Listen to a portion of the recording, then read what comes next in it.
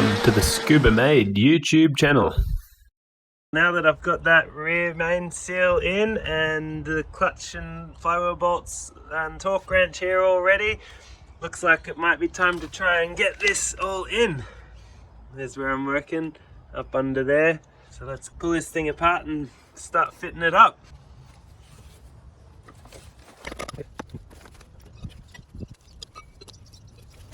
There's the flywheel. Wicked. Let's get it up under there. Oh, there's not much room down here. One of these holes, that hole looks bigger, and that'll go on that. So that looks like it's about there. Line it up. Yeah, that all looks pretty good. Let's just pop the bolts in. Got the thread sealant, little thread blocker stuff on there.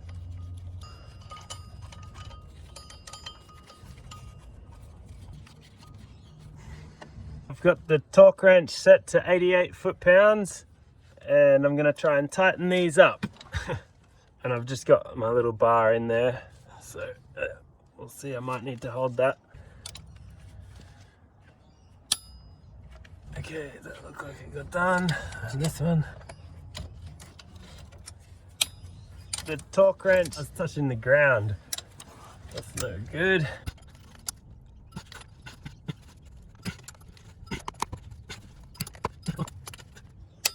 Yep, there we go.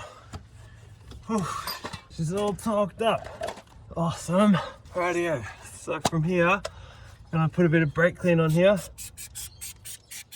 And just make sure this is totally clean, because I don't want this clutch to slip.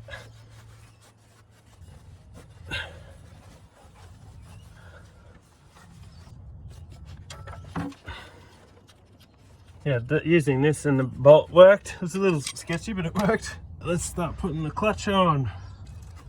This one. Oh, we'll need the alignment tool. Pretty awesome looking alignment tool. It's metal and everything, so that's awesome. Yep, there we go. Perfect. That should be spinning like that. Awesome. Now I'll give this a bit of a clean too. No, I just kept this in the order it was when it was out of the box, so hopefully it's the right way around. This bit goes to that direction. And then I'll give that a little clean.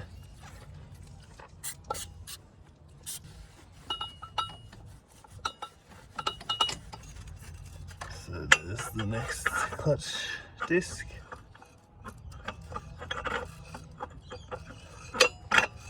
There we go. That's awesome. And then this one looks a little different, so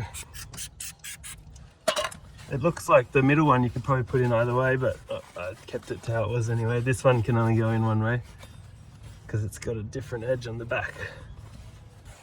Alrighty.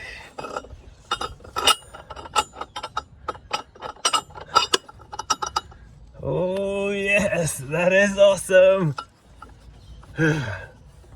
This is such a cool looking clutch. So good.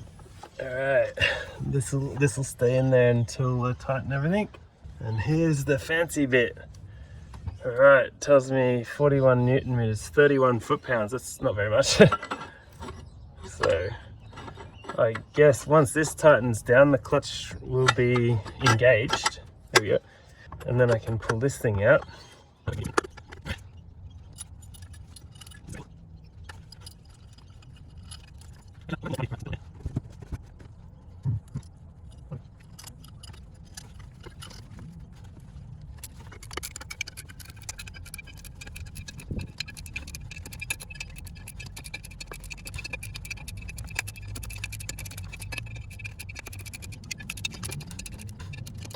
Okay, so it clearly says 31 foot-pound. So let's change the torque wrench to get 31 foot-pound.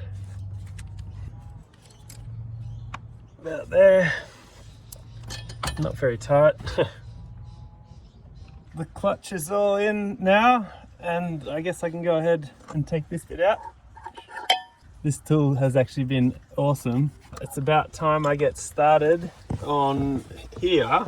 Got a new pivot pin to go in and a new throw out bearing, or whatever you call this thing. To get this one out, I think you just got to tap it from the back. See if that gets it.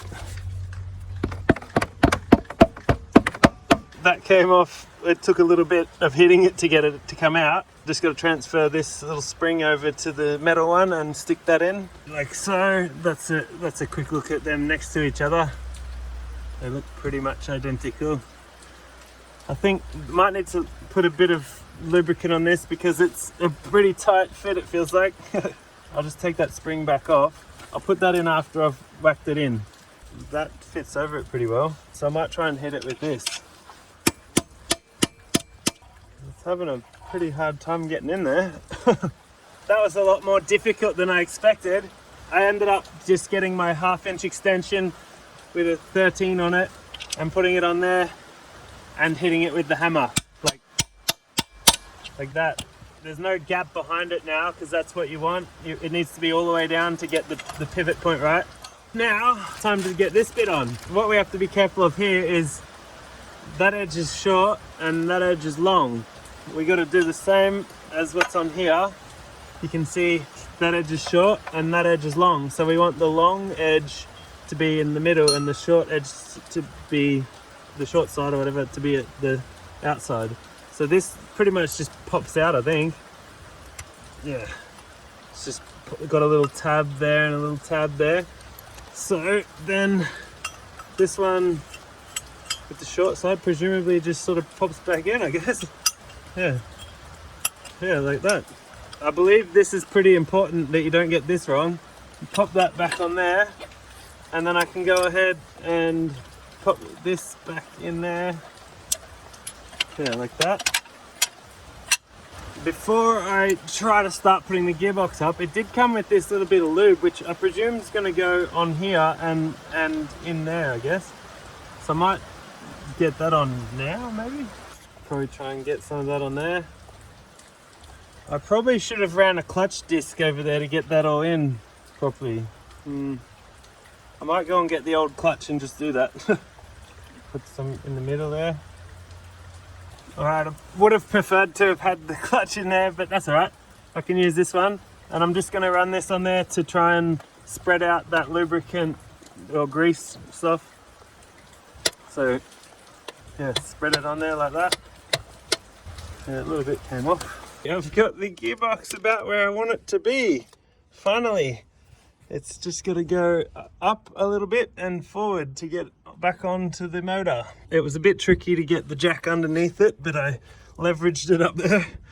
That was probably the hard part out of the way. I didn't film that, sorry, but it's on there now, and hopefully it'll be pretty straightforward to get this up and back in there. Let's go.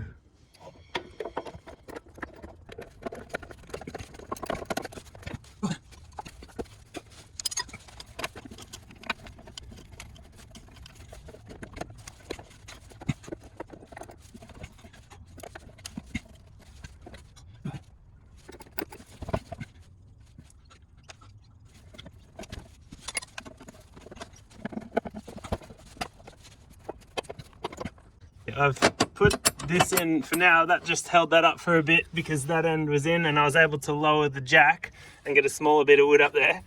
And it looks like we're super close now. Like, as you can see, that looks like it's ready to go in that way. Any minute now, she's gonna pop on there.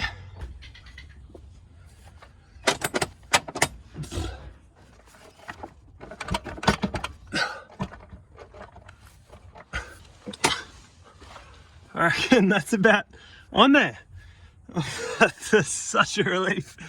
Holy, this has been a massive job. Anyway, I better start bolting it up, I guess. We're on the home stretch now. Whew, that's awesome. Started putting some of the bolts in. It's time to put the big bolts in. I just got these bolts from the local nut and bolt store to replace these alloy ones, and these are like 12.9 hardness, the same as the one I used in the rear suspension. I don't think they need to be that hard, but they certainly won't break, unlike these alloy ones that you're not supposed to reuse. They look good enough to reuse, but yeah, I guess you're not supposed to. These are really light compared to these. So it's time to start getting these ones in. I've already put a couple in. I just want to try and get those ones up there. I don't know if you can see, but there's a little bracket there that goes in somehow, which I've got to try and figure out. I think it spins up the other way.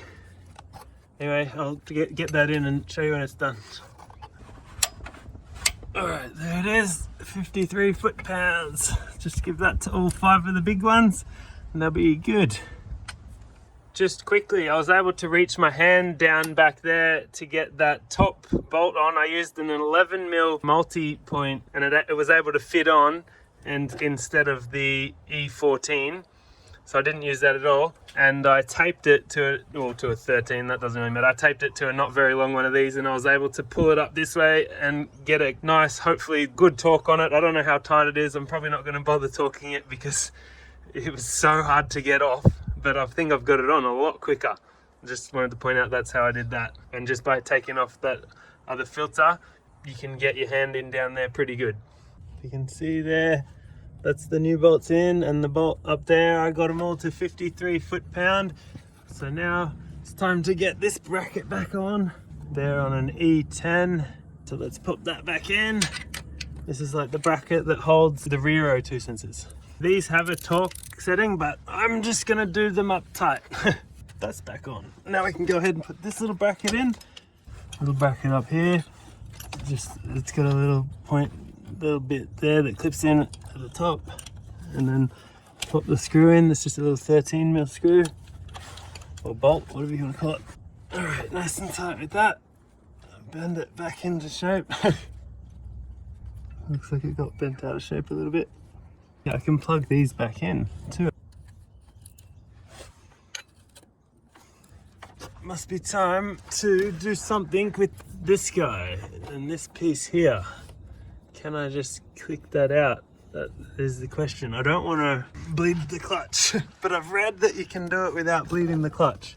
I do have my little plier things here that can like crimp this, so that can crimp there. I believe you just got to pop these little clips out. See how easy that is. I just got the scissors here.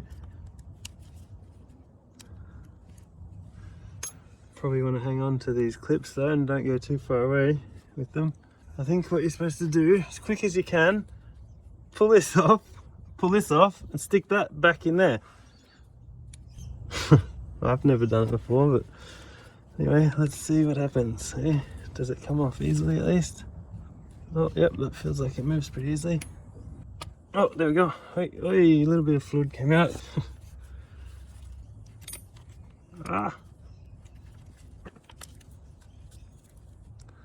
There's the clutch delay valve, whatever that thing does.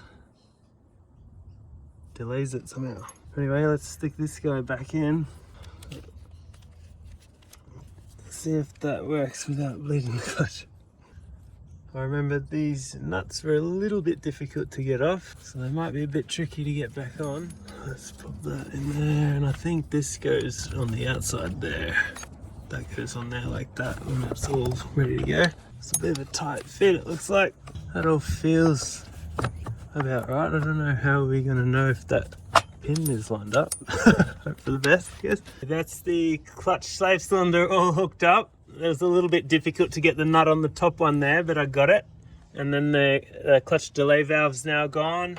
Everything else is hooked up, and it's time to come back here and maybe put some of this shifter stuff back in. I've just put a bit of grease on this, trying to make sure it goes around all right, and put a bit of grease in there, and I've gone and got this piece again. I don't really know what you call it, but the gear shifter assembly or something like that. And I think it's time to try and put this in. You just have to lock that bit in by pushing it that way, and then you can feel that it's in, and then that doesn't push up anymore. Now time to pop this back up. I'll pop that clip back in and pop these clips back in like that, and then push forward like that, and that's in and not going anywhere. Same on the other side. Now that that's all hooked up again, I'm gonna try and start it. Well, it's been a little while since I've started it, so let's hope it starts.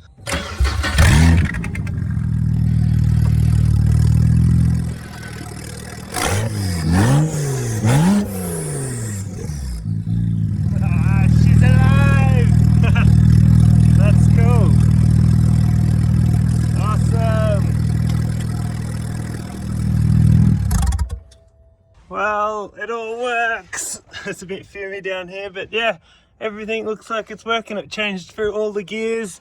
Everything looks tight. Okay, time to get this Scuba or flex shaft on there and start hooking this back up. Anyway, we're on the right track here. Everything seems to work. When I took it out, it looked like the writing faced forward, so I'll probably put it back in the same direction. They're all tight now, and I've done up these two. And as you can see, this, when you put this on,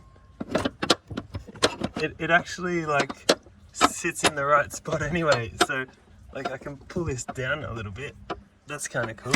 So that'll go on nice and easy. I've got nothing under it now because it just sits there nicely, which is kind of cool. That's the exhaust hanger back on. Now time to get the gearbox cross member back in.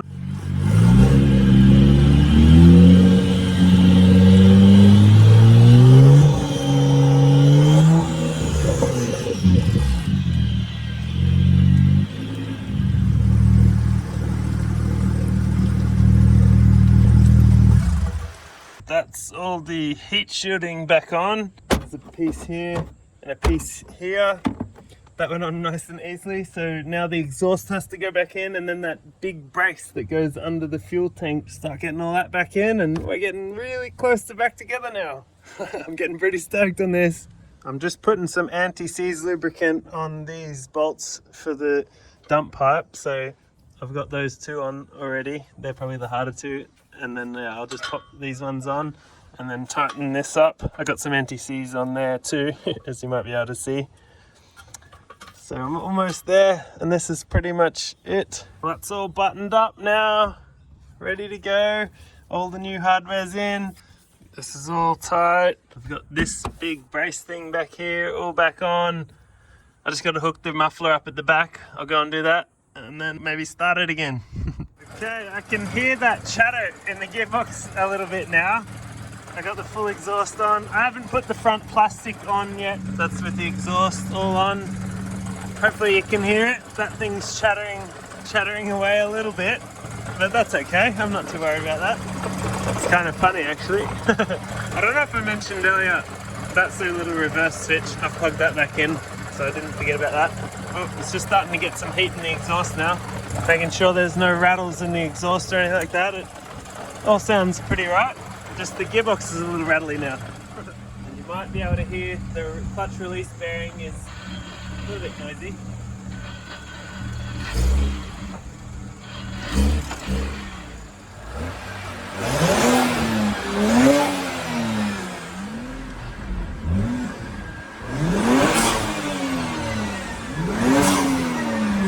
A little bit heavier, and that bearing's a little bit noisy. I mean, in the car, what miles at like 650 maybe, and it's not that bad. Chattering and stuff like this actually feels awesome. I can't wait to get it back on the ground and drive it. Yeah, so I'll probably do an oil change, put that front plastic back on, and get it back on the ground. It's been a couple of days now. I've been driving to work now with the new clutch, and I keep stalling it everywhere. Like I've stalled it, you know, nearly every time I drive it, I stall it probably once or twice. So hopefully I can get past that. It's been about 150 Ks odd now, so I'm starting to boost it a little bit more, which is kind of cool, and it's feeling wicked. It chatters a bit, and the clutch pedal after using it in traffic is actually really heavy. It's definitely making my left leg stronger. But yeah, anyway, the cars are back together, got new oil in it. Seems to be running pretty good other than that. I just wanted to mention, I'm not sure if I've mentioned it already or not, but I put this oil in the gearbox. Redline gear oil, full synthetic, super light, shockproof. So hopefully that works good. I put 2 quarts in. This is 1 quart. I put 2 quarts in. I think I mentioned that.